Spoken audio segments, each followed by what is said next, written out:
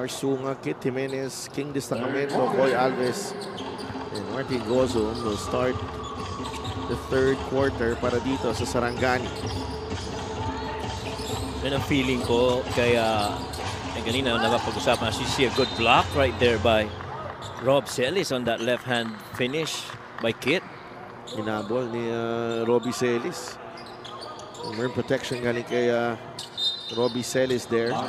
Really extending his effort right there amidst that downhill left-hand finish by Kit. Inside Destacamento, well defended. Deflected pass, good one for Sarangani. Now you gotta score the other end. Jimenez with a step back three. That doesn't work. And a hold on Will Macaloni. Another foul on Will. But that's just his first, rather. I thought he had a foul earlier already in the first. Tipid si Will Macaloni sa foul niya. Bawi talaga. All trouble nung last game eh. Oh, aga eh. Two quick fouls here on Nueva Ecija. In a way, yung game na yun, naging blessing in disguise din kasi maganda yung naging tulong rin nila, ni Jammer Hamito. Nag-step up din. Sunga will drive. The drop pass to Destacamento. He rises for the jumper. Sunga could not convert on the putback. Here comes Robbie Celis. Setting up the table once again. Oh, they leave MJ. He didn't take the shot. Surprisingly. Turnover para sa Nueva Ecija Rice Vanguards. Kahit saan man sa mundo may mga sumusuporta. Ito sa Nueva Ecija Rice Vanguards. Nika Valle Cunanan watching from Canada. 4 a.m. na ba doon? Oo. Madaling araw. Ngayon, mga alas 6. 6 a.m. na. Kanina pa yata yan ah. Oo, kanina pa. Doon sa, I think sa first game pa lang nanonood na si Miss Nika. Ito same time zone. Oh. Sa Bacolod Communication Office, Rodney, Sid, Raj, Mark, Brainard, Miko, mga nag-organize ng Greg Casataya Basketball League. Siyempre, ang aking BFF na si Nico Delfin ang nagpapabati sa inyo. Shooting from beyond the arc, 80%. Get a special deal from 1xBet. Scan the QR code and claim your special offer. Will Macaloni sinks the free throws. 53-29. Destacamento will try again. Had a good line on that shot at him. Masyadong malakas sa pasaw ni John Wilson.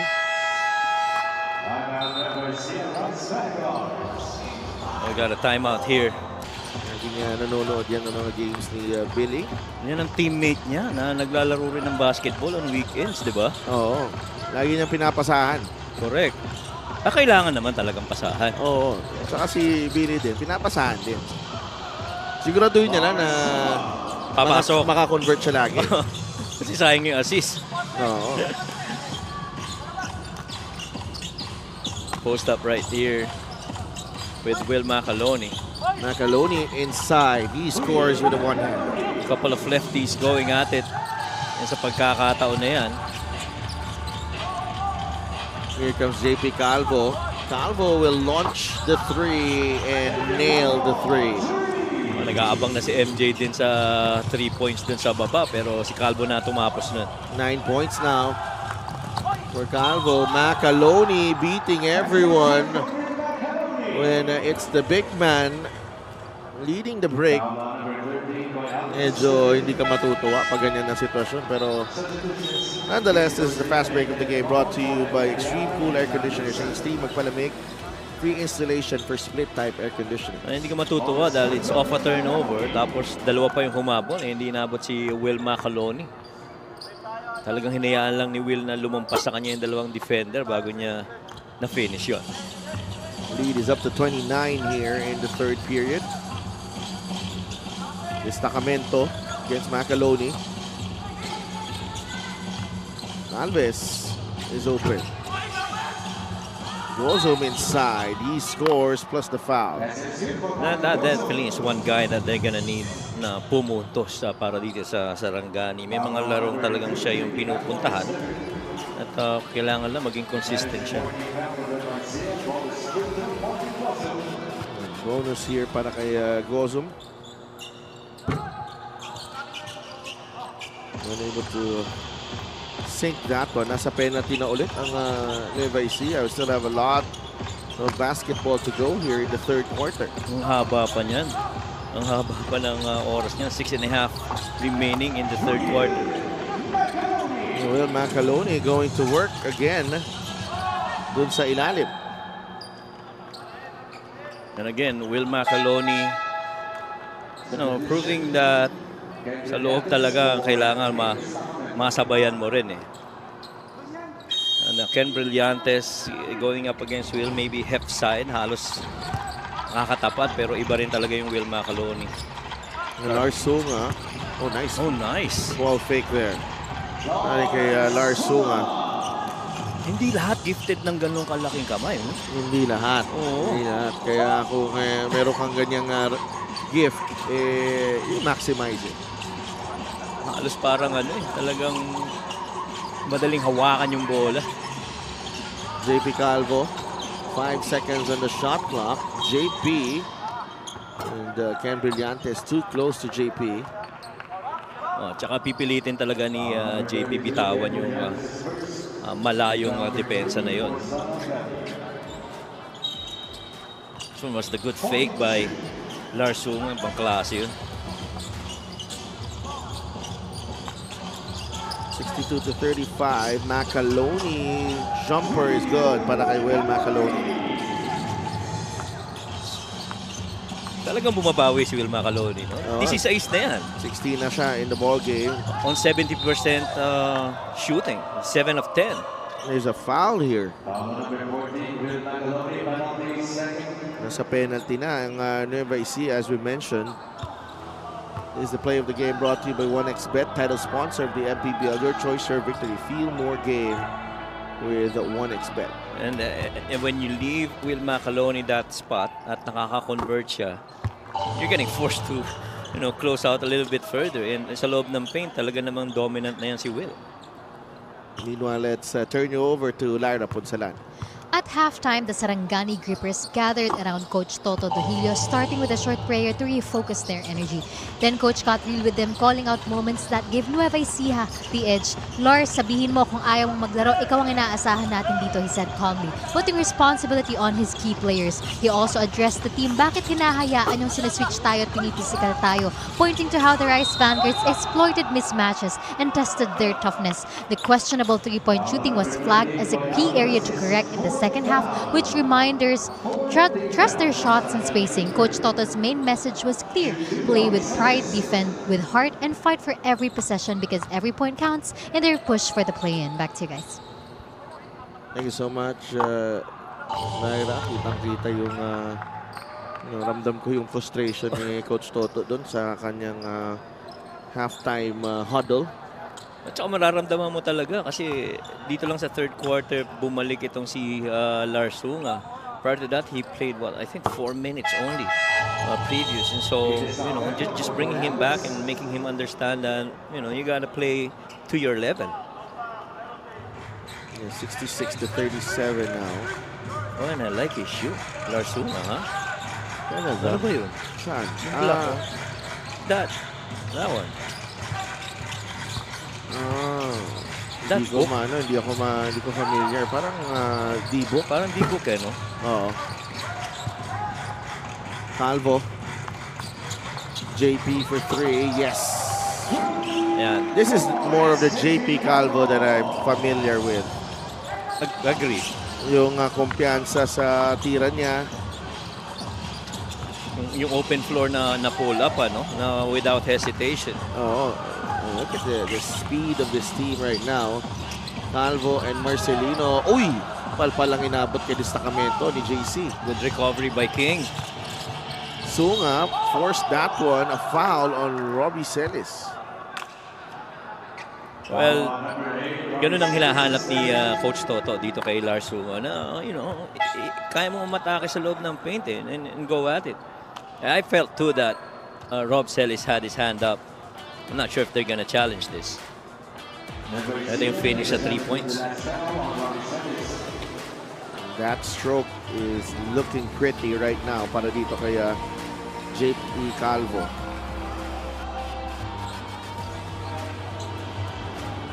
to 37 here.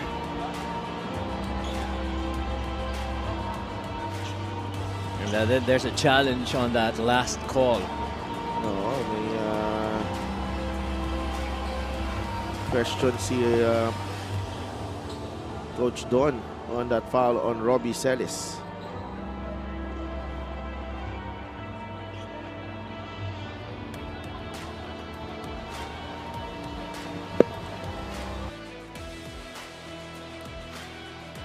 Upon review, the challenge was successful. It is a successful challenge for Coach Don Dulay. But there's no foul on Robbie Celis. As we thought, talagang he really just kept his hand up, staying vertical. Ang pumunta sa kanya si Lars Runga. That really should not be a foul. So babalik dito sa Sarangani ang bola with 4:15 remaining and 19 on their shot clock. Sunga's got to work on this. Both teams already over the limit. Natapik. It will stay with Sarangani. 14 on the shot clock. Ramdam mo na yung involvement nito ni Lars Runga on the plays that they run, especially sa offensive end. They're blitzing Kit. Jimenez, the drive, no good. Rebound, Brillantes, hard. There's a lot of contact there, and then, Macaloni was asking for a review immediately. Coach Don didn't think that it was a foul, and another challenge coming up. And the moment na si Kit Jimenez got blitz near half court, he quickly went downhill. At alam niya, kaya niyang i-beat pababa. Kaya naman yung mga kakampi niya, mga bigs, the moment na nakita nilang lumilay up na, pasok na kagad para sa chance ng offensive rebound. Coach Don with another coach's.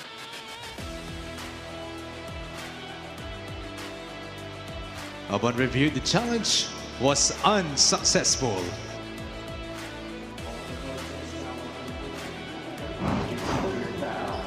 It's an unsuccessful challenge for Nueva Ecija. May tama Oo. sa siko ni Ken Brillantes. 1 out of 2, not bad. Well, at first look, meron naman talaga. So Ken Brillantes, I've always felt that Ken has provided that needed lift on the big spot for Sarangani. For the most part, talagang inaasahan nila dyan sila King Destacamento and Coy Alves. But he has provided that heft na kinakailangan nitong Sarangani at that spot. 8 points na para kay Ken Brillantes. Ang busy dito sa sa booth natin. Oh. Ang busy. Oo nga. Ang busy nito kumuha ng Okay, since it's very close to the Allotted Sports Arena, my partner here, Coach Mike, has delivered us yung pinakamasarap daw na barbecue sa village nila. Oo, sa village namin. I want to say thanks to Myla for delivering all the way here to Binyan. Thank you. And Alfie, his son, who did the delivery. Oh, ganda. Ganda. Hindi pa natapos. Isa pa.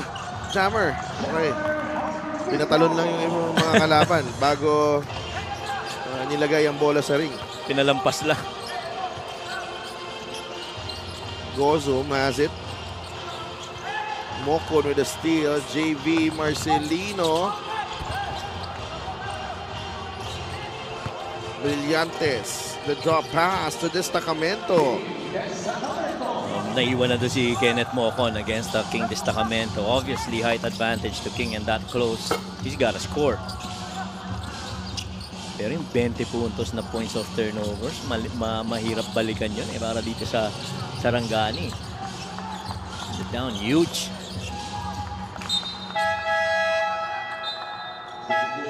And so far, nakikita mo talagang medyo aktibo na ito si Larsunga para dito sa Sarangani. Now he gets the breather. 2 minutes and 18 seconds remaining.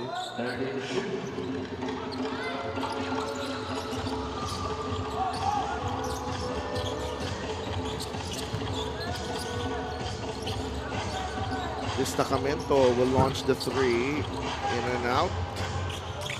Robbie Celis on the move. Gets it to Jammer Hamito for two. Robbie Celis in the past game versus Ilagan, very limited rin na naging scoring nito ni Rob Celis. As a matter of fact, yeah, he didn't score. He was 0 out of 3 from the field. But instead, he's helping out in other departments, and very similar to how he's playing now here against Sarangani. No, I don't mind that because grabe rin dito ni Robbie Celis has been having a really good season. Correct. I believe. JV Marcelino and a lot of players have been stepping up para dito sa Nueva Ecija. Oo, tsaka kung ikaw si Rob, gusto mo rin ma-involve yung mga ibang teammates mo, and especially JV Calvo, getting involved is napakalaking bagay para dito sa Rice Vanguards.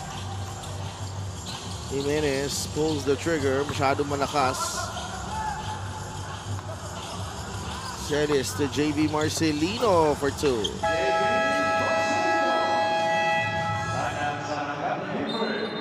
Really just a good pass by Rob Celis out in the open. Passing it just that low for them to pick it up and turn it into a couple of points. Well, 36-point lead now para dito sa Nueva Ecija.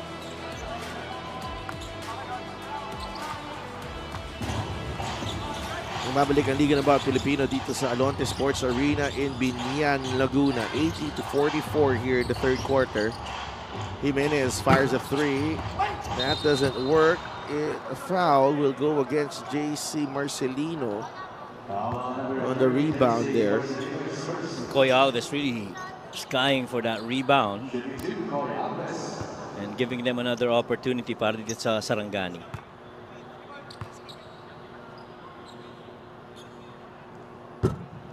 This is the first free throw.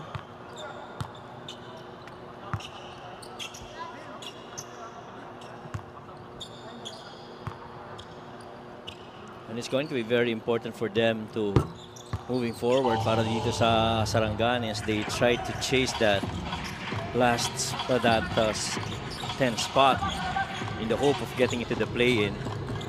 Na susunod nilang kalaban, kailangan talagang makapanalo sila because that race is pretty tight as well dun sa pang-10 spot na yon dito sa South.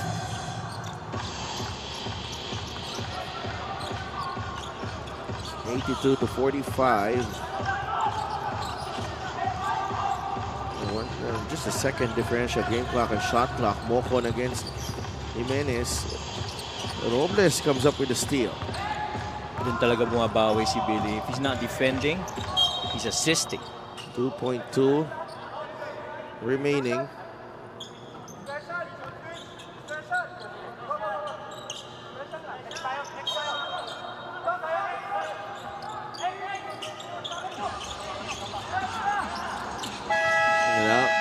Will do it for the third quarter. A really tough outing para dito sa Sarangani. Get points on the board. Itong Sarangani.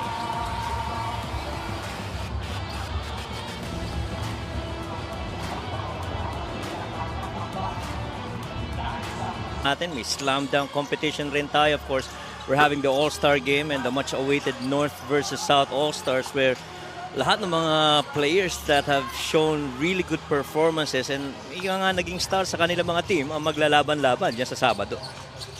Quarter scoring natin, 24-27, 31 for Nueva Ecija. So, paakyat ang kanilang output from the first to the third quarters. Almost a steal there. Escalambre. Pascual thought about it. Shot clock down to 2. Velches with the off-balance shot. That won't work. And back the other way, Nueva Ecija. Billy Robles running the lane and finishing. He's got 8 points in the ball game. At saka ang Rice Vanguards ngayon, napaka-komportable ng kanilang laro because everything's been going their way. They're making shots, they're getting assists, getting to fast break opportunities, defending real well. Narsunga stripped by Billy Robles. A foul given up by Carlo Escalambre to prevent the fast break.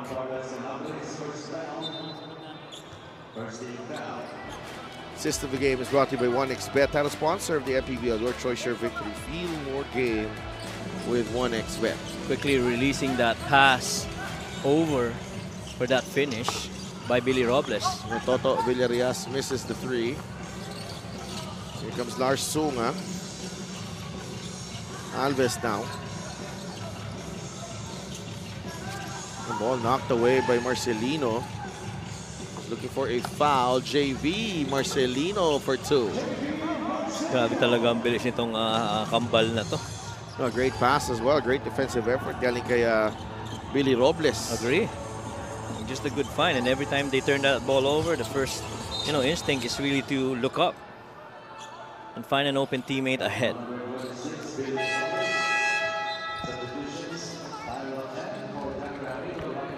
Napalitan ng tao dito, JC Marcelino and Jammer Hamito going back to the bench. Nasaan na dito si Ryan Costello and Tyrone Chan for the first time in the ball game. Yes, Tyrone Chan, first time on the floor for the Rice Vanguards. Marcelino quickly to Costello. Robles gets it to Chan sa ilalim. Costello will shoot. No. Logo Superman cleans it up. Yeah, good offensive rebound by Billy. 10 points na para kay Billy Robles. And that is one other guard, no? Ryan Costello. Na kung tutuusin, mabigat rin ang karga niya para dito sa Rice Vanguards.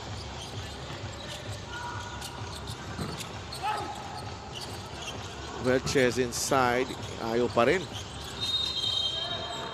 Jump ball here, but ball will remain with Sarangani. Pag tiningnan mo ang naging demeanor kanina ng Bacolod nung ang laki ng lamang nila, very similar dito sa Rice Vanguards. Sila talaga, walang tinginan sa score eh. Talagang effort at effort pa rin eh. Velches. Spin move, Velches. Wild shot. Rebound nakuha ni Billy Robles. Costello steps into this three-pointer. No good. Rebound. Toto Villarreal from the corner. Yes, got it. Pretty much on a corner. Isa sa mga paborito na yan ni Villarreal. Can't leave him that open. It's 91 to 45 here. Pascual. Alves now with Lars Sunga. Lars drives and scores.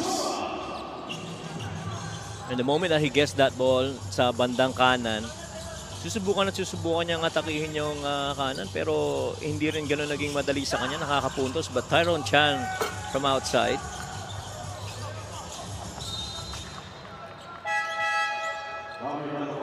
And yung ano na yun, yung extra effort para dito kay Lars Sunga is all because of the defense of the Rice Vanguards.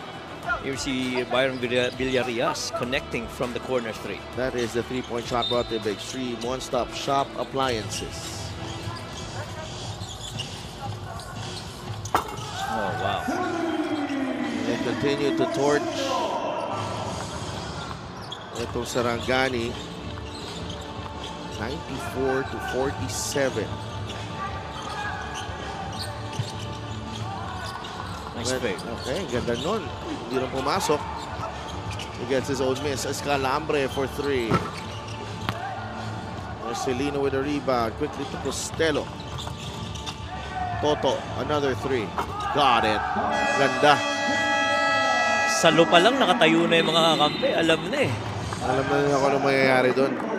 97 to 47, the Rice Vanguards. Wow, in fiery form at the moment. At saka yung rhythm yung salo na yun. Pagka step back niya dun sa 3, it really was just a matter of motor and repetition for Villarias' second made 3 in this game.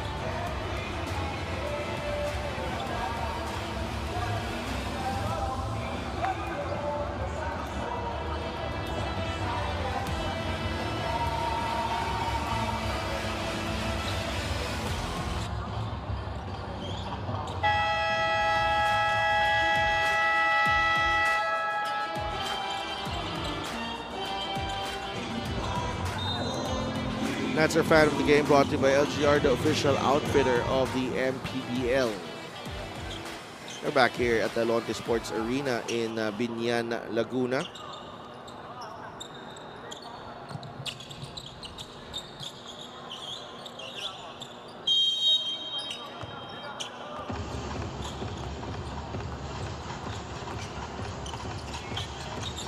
This is a 50-point deficit to start the Ayoko na nga sabihin eh.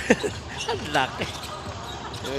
Ito na lang, mababati na lang ako. Happy birthday kay Ria and Lane Flores. Kapatid ng ating kasama dito na si JM Flores. Happy birthday. Happy birthday! Pero ikaw ang nag-blow out dito. Hindi, nagkataon lang nandito tayo sa Binyan. Malapit-lapit sa bahay. Alam mo, pag sinimulan mo kasi yan, Coach Mike, tutuloy-tuloy na dapat yan. Ah, ganun ba yun? Oo. Kaya pala pag nasa, tayo, Montalban, si Val, Oo. busy, ano? Yung standard na sinet ni Valentin Valentin Alegre. Ano na yun? Hindi na pwedeng bumaba yun. Yun ang basihan. Oo. Ryan Costello with a runner. Ang sarap naman kasi talaga magluto ng mga pagkain dala nila Val para sa atin. Oh wow, ang layo nun. Was near half court. Costello. Natras muna. Chan. Oh, nice spin. Oh, hindi na natapos. That was a good spin by Tyrone. Inside, Alves is whistled for the foul. Oh, and Bobby Balocanag is on the floor right now to join the Rice Vanguards. A little Bobby B. Yes, sir. Bobby B in the house. This is a Gixer great move of the game. Born for greatness. Grabe yung bully ball dito ni Gozum. Ini-initiate yung contact, na-absorb yung balik at nakapag-finish sa ilalim, sa kabila. Hirap nun. I'm checking kung sino na lang hindi napapasok dito sa Nueva Ecija because Clark Rodriguez coming in with 4 minutes remaining. I think it's the last one. And a 50-point lead. And the only ones who haven't scored yet are Tyrone, Chan, and Clark. The and Bobby B. right. Bobby. Chan will join the scoring parade. So it's Bobby and Clark now. Also, linis ng bitaw na yun sa tres ni Gozum.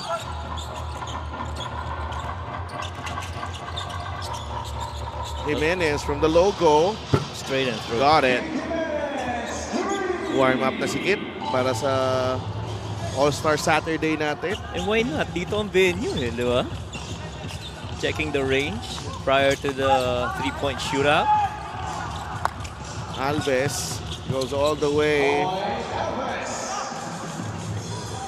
3 minutes remaining. All over but the final score dito sa laban natin. Costello drives. Labas kay Villarias. Oh! And Sunga. It's a possible 4-point play here para kay Toto Villarias. A lot of contact on that follow-through. Absolutely.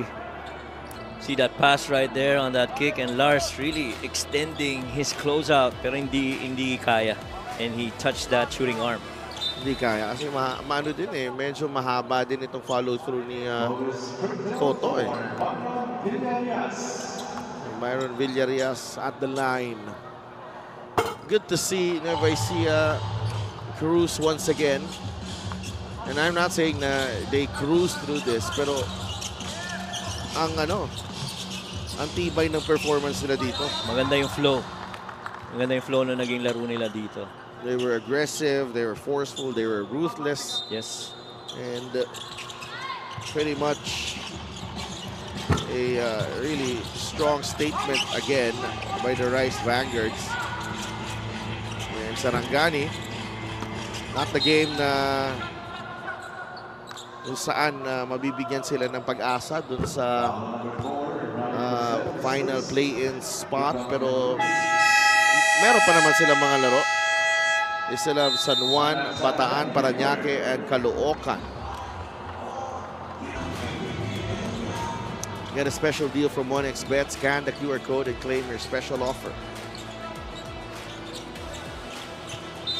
We have 2:34 left in this matchup. Binyan and Imus are coming up next. Sunga is trapped. Ball is loose. Picked up by Toto Villarreal. Costello gets it to Chan. A three, yes. Favorite spot on the floor. Straight up, top of the key three. Para dyan kay Tyron Chan. Destacamento puts it in off the feed from Kit Jimenez. 9 points now para kay Destacamento.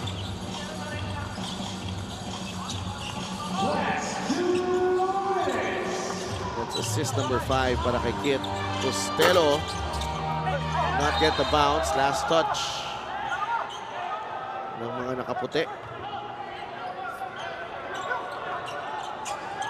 110-61. I'd like to thank LGR, the official outfitter of the MPBL. That is over the top.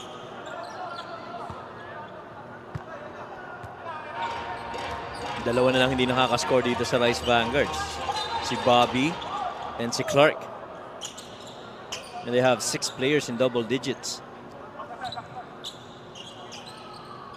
Just the balanced scoring here from we'll review the last out of bounds play.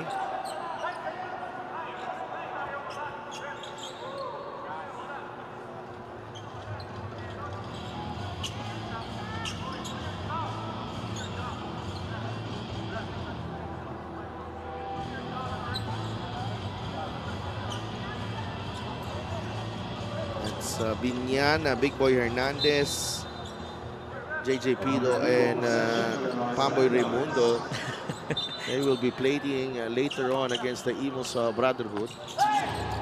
Iba talaga tindig ni JJ Pido no? Always very animated. Gozum, the challenge by Villarreal. Sunga gets the 2 points. 110-65. Lukanag to Costello.